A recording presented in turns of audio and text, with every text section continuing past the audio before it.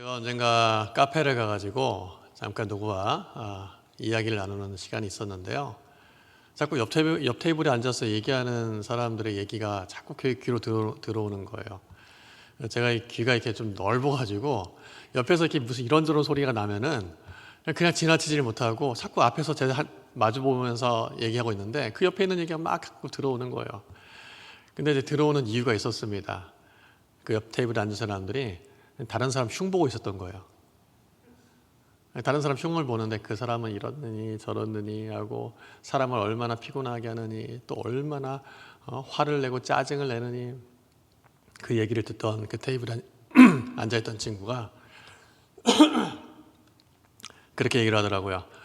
아유, 걔 분조장 있네. 걔 분조장이야, 분조장. 여러분, 분조장이라고 혹시 아십니까? 네.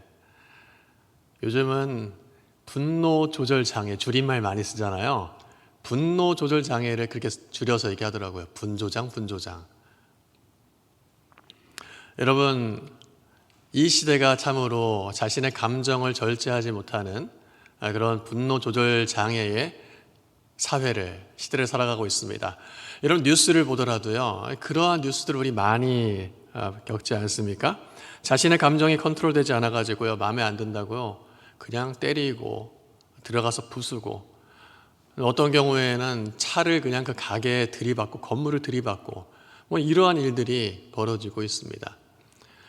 여러분, 이제 운전하다 보시면요, 예전 같으면 그냥 창문 내리고 마음에 안 들면 뭐 한번 뭐라고 하고 지나가면 끝이었는데, 여러분 요즘 함부로 창문 내리지 마시기 바랍니다. 이 창문 한번 잘못 내렸다가 그냥 뒤에서 막 들이받고 그냥 사고가 나고 뭐 이런 일들이 비일비재하게 일어나고 있는 그런 시대를 우리가 살고 있습니다. 여러분, 이러한 분조장 사회, 분노 조절 장애 사회, 점점 더 인내와 오래 참음의 가치가 상실되어 가고 있고요.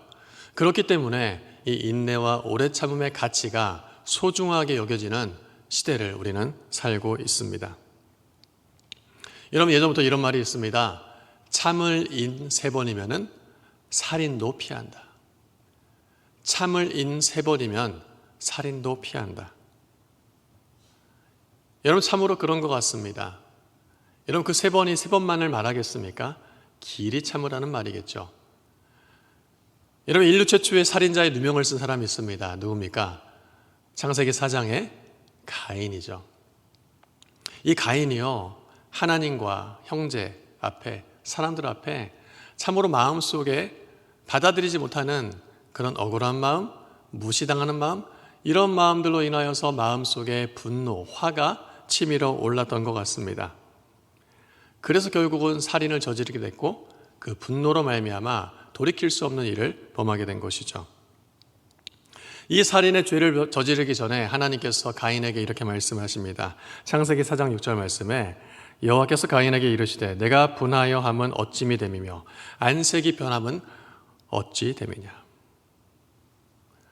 하나님과 사람들 앞에 자신이 무시당했다라는, 자신의 마음이 외면당했다라는 그 마음 속에 분노가 차올랐고요, 분노가 그를 사로잡게 되자 하나님께서 그를 찾아가서 말씀하신 거예요. 너 얼굴 안색이 변하고 울그락불그락한데 왜 그렇게 화가 나 있는 거냐. 그러면서 하나님께서 경고의 말씀을 주고 계시는 것이죠. 그러나 결국 하나님의 경고를 무시하고 이 가인은 분노의 끝에 살인, 자신의 동생을 죽이는 죄를 저지르게 됩니다. 여러분, 이러한 분노 조절 장애로 인한 살인까지 저지르는 가인을 보시면서 혹시 어떤 생각을 하시나요? 아유, 뭐 가인 정말 저런 흉측한 사람을 봤나. 나는 그래도 저렇게 폭력적이진 않으니까 괜찮아. 나는 누구를 죽일 만큼 살기가 등등하진 않으니까 괜찮아. 이렇게 괜찮아 혹시 생각하지는 않으십니까? 여러분, 사실은 살아가다 보면은 우리는 분노라는 감정 말고 우리 안에 수없이 찾아오는 수많은 감정들이 우리의 마음을 복잡하게 할 때가 있습니다.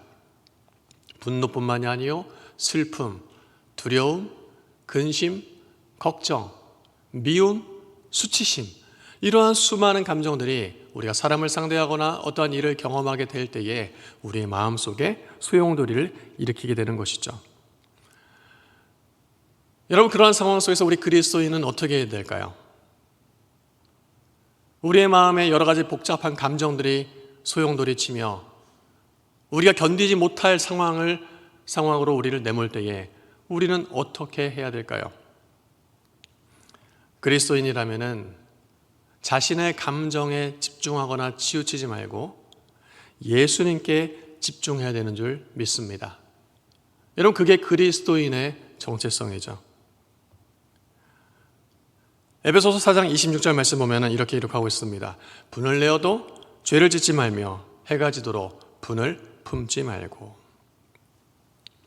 분을 내어도 죄를 짓지 말고 해가 지도록 분을 품지 말아라. 여러분, 이 말씀을 보면서 어떤 사람들이 이렇게 얘기를 해요. 아, 그래, 뒤끝 가지고 살지 말자. 뒤끝만 없으면 되는구나. 여러분, 그래서 사람들 앞에 그렇게 당당하게 얘기하는 사람들 있잖아요. 아유, 나는 뒤끝 없어. 아주 이기적인 사람이에요. 자기만 뒤끝이 없지 자신은 다 감정을 쏟아낸 다음에 그 감정을 받은 사람은 뒤끝이 남거든요. 얼굴을 마주하고 볼 때마다 그 감정들이 계속적으로 올라오고 마음에 힘든 시간들을 보내거든요. 여러분, 이 말씀은 그런 말씀이 아닙니다. 뒤끝 없이 살아라는 말씀이 아니라 자신의 감정에 빠져 살지 말아라. 자신의 감정을 묵상하며 살지 말라는 거예요.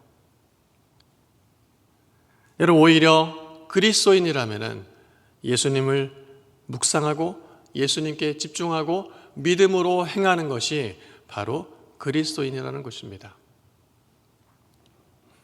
여러분에게 수많은 감정들이 여러분들의 마음을 소용돌이치게 만들고 힘들게 만들고 뭔가 우리의 마음속이 터져나갈 것 같은 그런 상황 속에서도 그 감정을 일으키게 만든 원인이나 상대나 상황을 우리가 묵상하는 것이 아니라 그럴수록 우리는 예수님께 집중하고 예수님의 말씀을 묵상해야 된다는 것입니다. 예수님께서는 마태복음 5장 44절 말씀에 우리 잘 알고 있는 말씀이잖아요. 이렇게 말씀하시죠. 나는 너에게 이르노니 너희 원수를 사랑하며 너희를 박해하는 자를 위하여 기도하라. 여러분, 세상은 원수에 대해서 내가 받은 대로 돌려주라고 말하지만은 원수를 사랑하라고 말씀하고 있고요. 더 나아가 그 원수를 위해서 축복하며 기도하라고 말씀하고 있습니다. 요한복음 14장 1절 말씀도 이렇게 기록하고 있습니다. 너희는 마음에 근심하지 말라. 하나님을 믿으니 또 나를 믿으라. 여러분, 지금 마음의 근심과 상반된 개념으로 무엇을 말씀하고 계셔요? 나를 믿으라. 나를 믿으라. 여러분, 우리 안에 찾아오는 감정들을 해소할 수 있는 근원적인 성경적인 방법은 그 감정에 집중하고 그 감정을 묵상하는 것이 아니라 예수를 믿음으로 바라보고 인내하는 것입니다. 이것이 바로 성숙한 그리스도인이 가져야 될 성품이라고 말할 수 있습니다. 오늘 우리가 읽은 히브리서 12장 2절 말씀, 여기에서는 인내의 믿음을 가지고 먼저 본을 보이신 예수님을 우리가 살펴볼 수 있습니다. 다시 한번 읽어볼까요? 히브리서 12장 2절 말씀 함께 읽어봅니다. 믿음의 주요 또 온전하게 하시는 이인 예수를 바라보자. 그는 그 앞에 있는 기쁨을 위하여 십자가를 참으사 부끄러움을 개의치 아니하시더니 하나님 보좌 우편에 앉으셨느니라. 여러분, 잘 보세요. 예수님께서 무엇으로 인내하는 믿음의 본을 보이셨습니까? 그는 그 앞에 있는 기쁨을 위하여 무엇을 참으사? 십자가를 참으사. 그 앞에 있는 기쁨을 인하여 십자가를 참으사. 여러분, 앞으로 계속 설교하면서 이걸 등장할 거예요. 여러분, 새겨두십시오. 그 기쁨을 위하여 십자가를 참으사. 기쁨을 위하여 십자가를 참으사. 여러분, 예수님께서는 십자가의 고통을 참으셨습니다. 여러분, 십자가의 고통이 어떤 고통이 있습니까? 먼저는 육체적인 고통입니다. 얼마나 크나큰 고통입니까? 십자가라는 이 사형 집행 형벌은 다양한 사형 집행 방법 중에 가장 잔혹하고 가장 잔인한 방법입니다. 그래서 극악무도한 범죄자들이나 로마의 정치적인 반역자들이 처형되는 방법이기도 했습니다. 여러분 20년 전이네요. 벌써 그 영화가 개봉된 지가요. 패션 오브 크라이스트를 보면은 여러분 우리가 눈을 뜨고 볼 때 너무너무나 잔인한 장면들 때문에 차마 다 보지 못하는 경험들을 해보셨을 것입니다. 십자가는 아주 크나큰 육체적인 고통을 가하는 형벌이었습니다. 또한 정서적이며 정신적인 고통이 수반됐습니다. 십자가에 달려 죽을 때에 금방 죽지 않았어요. 의식이 점점 사라져가는 동안에 수많은 사람들한테 무시를 당하고 그 십자가 위에서 발가벗겨진 채로 수치와 모욕과 조롱을 당해야만 했습니다. 그런 상황 속에서 오늘 히브리서 12장 2절 말씀은 십자가를 참으사 부끄러움을 개의치 아니하셨던 예수님의 모습을 기록하고 있습니다. 십자가의 고통, 육체적인 고통과 함께 정신적, 정서적 고통 속에서 그러한 부끄러움들을 개의치 아니하시고 전혀 상관하지 않으시고 예수님께서는 그 십자가의 길을 걸어가셨습니다. 여러분 육체적이요 정서적, 정신적인 고통만 있었던 것이 아닙니다. 사실상 예수님께서는 이 영적인 고통을 가장 감당하기 힘들어 하셨습니다. 영적인 고통이 무엇이었습니까? 십자가 위에서 우리의 죄를 담당하시는 그 순간만큼은 하나님과 함께 떨어져 보낸 적이 없었던 그 예수님께서 삼위일체로 함께 하셨던 그 예수님께서 하나님과의 영적인 단절을 맛보셔야만 했습니다. 그래서 예수님께서는 그 십자가를 지시기 전에 겟세마네 동산에 올라가셔서 하나님 앞에 고백했습니다. 아버지여 아버지여 이 잔을 내게서 옮겨 주옵소서. 이 잔을 내게서 옮겨 주옵소서. 그러나 나의 원대로 마옵시고 아버지의 원대로 하옵소서.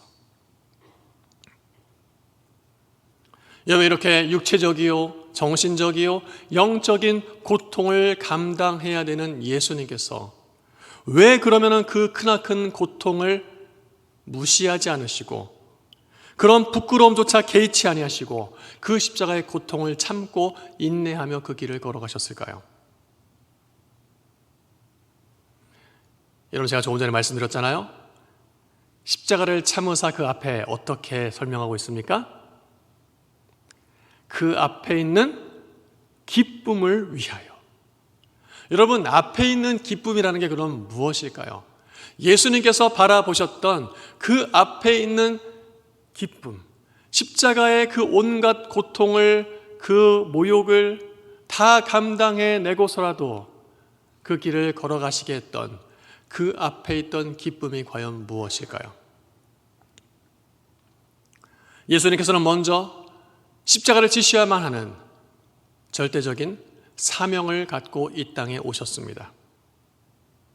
그리고 예수님께서는 그 사명이 완수될 때에 이 땅 가운데 주를 믿는 백성들에게 이루어질 구원의 기쁨의 큰 소식, 그리고 그 소식으로 말미암아 하나님의 백성들, 예수 그리스도를 믿음으로 고백하는 사람들이 하나님과의 관계가 회복될 것을 바라보면서 그 놀라운 구원의 역사를 기쁨으로 소망 가운데 바라보셨던 것입니다. 그래서 하나님 우편에 계실 때에 그 십자가 사건으로 말미암아 그 수치와 고통과 모욕으로 말미암아 이것을 믿음으로만 고백하는 자들에게 구원 얻게 하시는 그 놀라운 구원의 역사, 그를 통해 한 사람 한 사람의 주께로 돌아오는 일들을 바라보면서 그 일들을 소망 가운데 기쁨으로 바라보시면서 예수님께서는 이 십자가의 고통의 길을 걸어가셨다는 것입니다. 그래서 십자가는 사명이요, 십자가는 소망이라고 말할 수 있습니다. 십자가는 사명이요, 십자가는 소망입니다. 바로 여기에 이 십자가에 사명과 소망이 있는 이 십자가에 바로 인내하는 믿음의 비결이 담겨져 있는 것입니다. 여러분, 사명이 예수를 십자가의 사명을 완수하도록 이끄셨던 것처럼 이 사명이 우리를 인내하는 믿음으로 인도할 것입니다. 이 사명을 완수할 때에 우리에게 이루어질 놀라운 하나님의 역사들을 우리가 믿음의 눈을 들어 소망을 통해 바라보며 우리에게 있는 지금의 인내의 시간을 우리는 포기하지 않게 될 것입니다. 여러분, 무엇이 인내의 시간을 이끌어갑니까? 사명입니다. 그 시간을 포기하지 않게 만드는 것이 무엇입니까? 그 사명이 이루어지는 동안에 일하실 하나님을 바라보는 소망입니다. 그래서 십자가에는 사명이 있고 십자가에는 소망이 있는 것입니다. 여러분, 제가 신학교를 입학할 때가 벌써 25년 전인 것 같아요. 금방 대학교 입학할 때가 엊그제 같은데 이렇게 시간이 많이 지나갔어요. 여러분, 20대 초반에 이 신학교에 와가지고 신학을 하면서 다들 부푼 꿈들을 품고 신학을 공부를 합니다. 교수님이 물어보세요. 너는 비전이 뭐냐? 학생은 비전이 뭐니? 저는 10,000명, 20,000명, 50,000명 목회가 저의 비전입니다. 다들 막 가슴에 부푼 꿈들을 안고 신학을 합니다. 그렇게 아주 기세등등하고 혈기왕성한 20대 신학생들에게 대학교 채플 시간이 있거든요. 일주일에 저희 학교는 4번씩 예배를 드렸어요. 선배 목사님들이 오셔가지고 말씀을 전해주시는데 한 선배님의 말씀이 참으로 가슴에 큰 울림이 있었고 지금도 25년이 지난 제 마음속에도 울림이 있습니다. 이분이 채플 예배 시간에 말씀을 하시면서 이렇게 질문을 던지셨어요. 여러분, 목회 성공하고 싶으십니까? 성공하는 목회하고 싶으십니까? 여러분, 20대의 이 부푼 꿈을 앓고 있는 패기 가득한 20대 신학생들이 네! 그 목사님의 대답을 기다리고 있었습니다. 목사님께서 얘기를 하셨어요. 방법을 알려줄까요? 사람들의 귀가 쫑긋했습니다. 그리고 이렇게 말씀하셨어요. 참을 인 3번이면 성공합니다. 목회도 참을 인 3번이면 성공합니다. 정말 그런 것 같더라고요. 제가 20년 넘게 사역을 하다 보니까 목회자에게는 참는 순간이 참 필요하더라고요. 수많은 성도들과 이러한 저러한 일들로 우리가 사역을 하면서 그리고 다양한 사람들 속에서 이런저런 일들을 경험하면서 이렇게 얘기하고 싶고 저렇게 가르치고 싶고 저렇게 때로는 조언도 하고 싶고 어떨 때는 무시당한 기분에 막 가서 쫓아가서 왜 나한테 그러냐고 오해하지 말라고 막 항변하고도 싶고 참 인내가 많이 필요한 순간들이 있더라고요. 시간이 지나면서 제가 요즘 인내가 필요한 한 가지 부분을 이 설교를 준비하면서 느꼈습니다. 설교에도 인내가 필요하더라고요. 여러분, 사역하다 보면 이런저런 일들이 참 많이 있잖아요.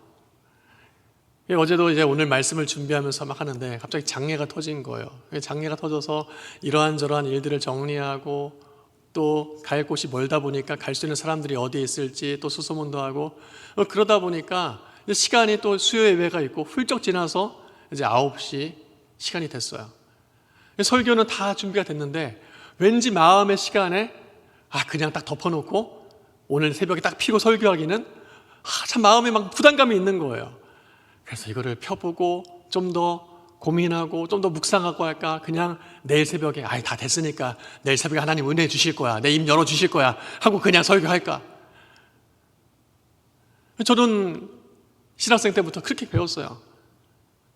계속 묵상하고 설교는 강단에서 설교가 시작될 때까지 준비가 끝나지 않는다.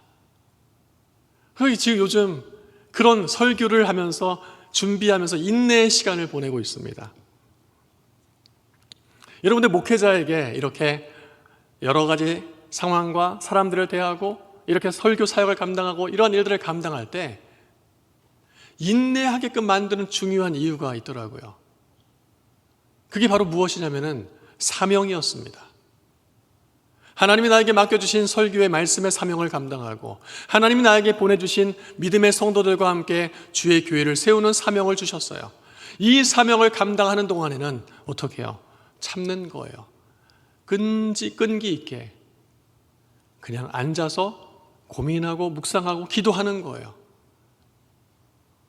하나님 나에게 주신 사명이 있기 때문에요. 여러분, 제가 왜 이 얘기를 하냐면요, 여러분, 우리 모두에게도 이런 사명이 있다는 것입니다. 아유, 목사님은 그렇게 사명감이 있으시니까 목사님 하시죠. 아니에요. 우리 모두에게 각자의 자리에서 하나님 주시는 사명이 있습니다. 제가 종종 우리 성도님들과 이러한저러한 상담을 하면서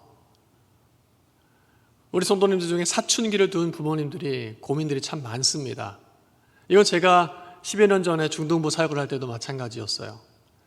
이 사춘기 부모님들이 이 사춘기를 지나는 자녀들을 보면서 너무너무나 힘겨워해요.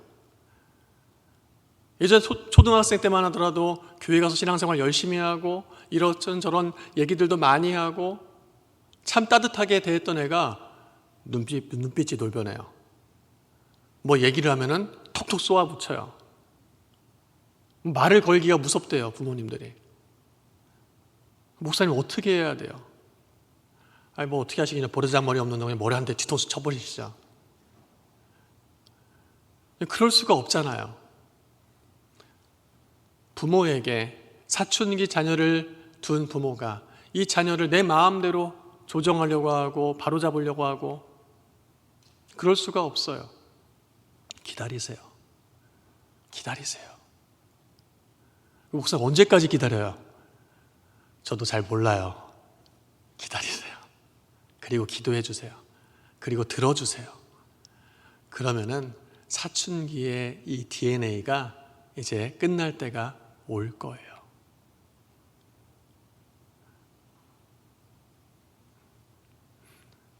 여러분, 우리에게 부모라는 사명을 주시고 자녀를 우리에게 주셨을 때에 그러한 사명감을 우리가 붙잡고 자녀를 바라볼 때에 우리에게는 그런 인내의 시간들을 견딜 수 있는 은혜가 임한다는 겁니다.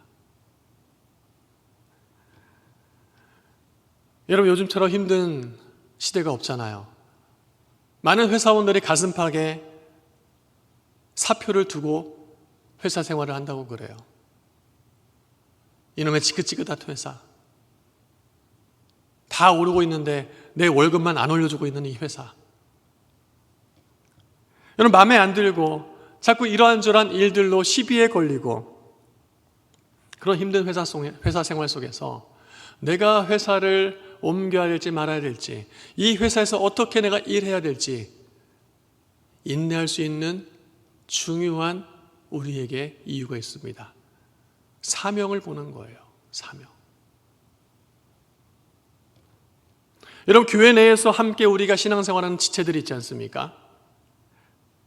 때론 마음에 안 들 수 있습니다. 때론 얌치스러운 모습 보면서 얄밉고 그럴 수도 있어요. 자꾸 나한테 시비 거는 모습이 눈에 가시일 수도 있어요. 그러나 하나님께서 우리에게 사명을 주셨습니다. 평안에 매는 줄로 성령의 하나 되게 하신 것을 힘써 지켜라. 여러분, 사명으로 주셨어요. 그렇다면 이 사명 가지고 우리 지체들을 대하고 참고 인내해야 되는 것입니다. 여러분, 우리가 우리의 삶의 현장에서 얼마나 언제까지 인내해야 되겠습니까? 우리 그런 얘기 많이 하잖아요. 참는데도 한계가 있어. 여러분, 예수님의 인내를 한번 생각해 보자고요. 예수님 어떻게 참고 인내하셨습니까? 그 사명이 이루어지는 순간까지. 그 잡히시기 전날 겟세마네 동산에 올라가서도 그렇게 끊임없이 고민하면서 하나님 앞에 기도했던 그 예수님의 모습을 생각하면서 하나님께서 나에게 맡겨주신 사명이 완수될 때까지 참고 인내하고 기다리면서 주님의 뜻이 이루어지는 그 소망의 날을 우리가 바라보면서 인내하는 믿음으로 살아가는 것이 바로 우리의 신앙인의 정체성이라는 것입니다.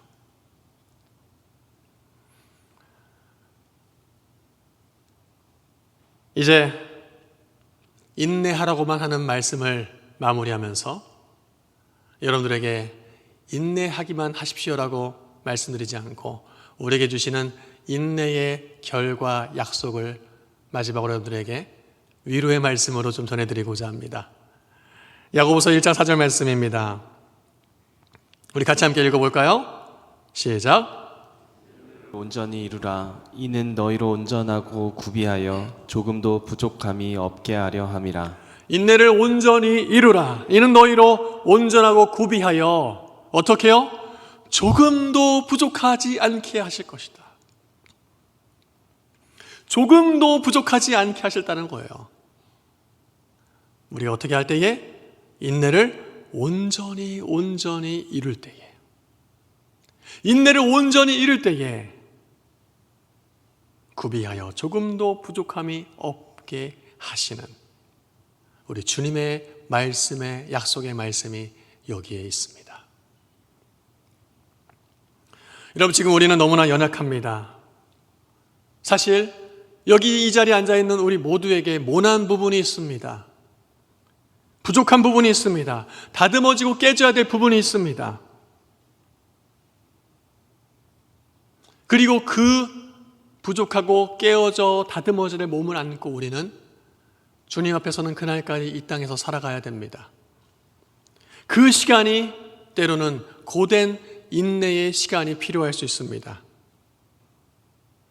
그러나 그 인내의 시간 속에 우리 주님께서 보여주신 인내하는 믿음을 가지고 우리를 더욱 온전하게 하실 예수 그리스도를 바라볼 수 있는 은혜가 저와 여러분 가운데 있기를 주의 이름으로 축원합니다.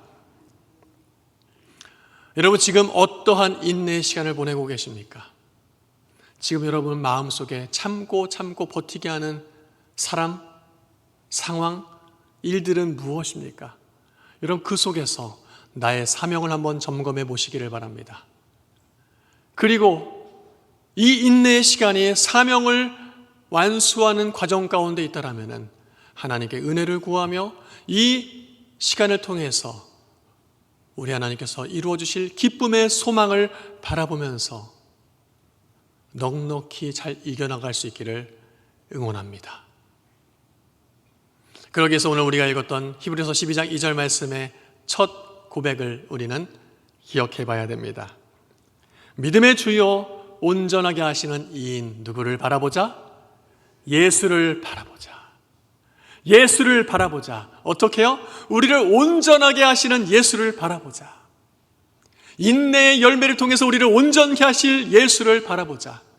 여러분, 인내의 과정을 거쳐가야 되는 우리에게 반드시 필요한 말씀입니다. 여러분, 지금의 인내의 과정을 하나님 앞에 내 감정을 바라보지 말고 내 감정을 요동치게 만드는 사람과 상황을 바라보지 말고 예수를 바라볼 수 있기를 바랍니다. 온전하게 하시는 예수를 바라보기를 원합니다.